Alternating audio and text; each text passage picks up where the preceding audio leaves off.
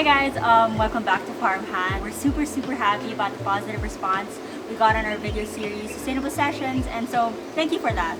Sadly, this will be our last session for the campaign, but don't you fret, because we are ending this with a bang! We've been hearing that our campaign has caught a lot of your interest, to the point that you've been asking us for tips on how to help out and how to play your role in the advocacy of sustainable agriculture. And since you've asked nicely, Farmhand will gladly provide. Today's sustainable session will be dedicated to providing you guys with the best practices on how to incorporate sustainable agriculture into your daily routine and households. I hope that these methods will inspire you and your loved ones to join us in the fight for sustainable agriculture. Without further ado, let's get started. So the first tip that we want to give you guys, that you can make on your own, is to try to eat one new vegetable a week. And while this may seem like not the biggest change, it can actually create a ripple effect that will affect industries and so on and so forth.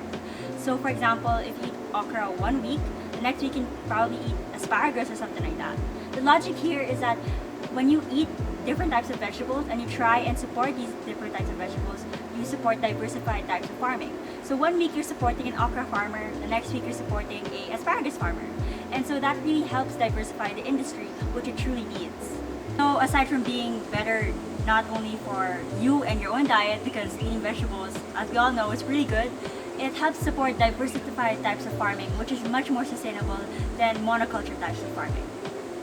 Tip number 2. Cut out meat from your diet. The livestock industry requires a lot of grain farmed in non-sustainable ways. This promotes monoculture farming. In order to meet demand, farmers need to use industrial agriculture.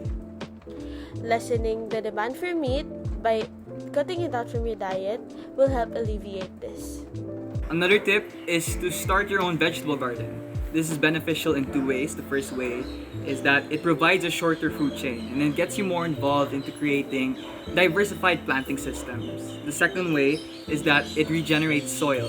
By creating compost, it can close the loop on your household's food cycle. It brings nutrients back into the soil while lessening food waste. Our tip 4 is to simply go local.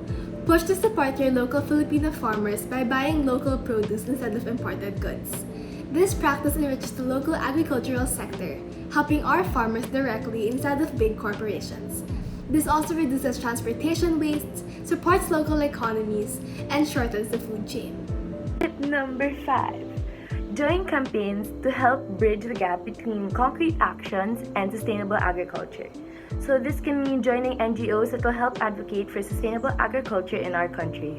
With that, this is the end of the list on tips on how to promote, practice, and support sustainable agriculture from your own homes. And so with that, if you want to learn more, feel free to do so. We have an entire website where we have an Analyzing Agriculture series and our Farmhand Fundamentals, which are basically a complete collection or guide to really start your journey towards sustainable farming. As always, the link is in the description below. Don't forget to like, share, comment, subscribe, and engage with our Farmhand community.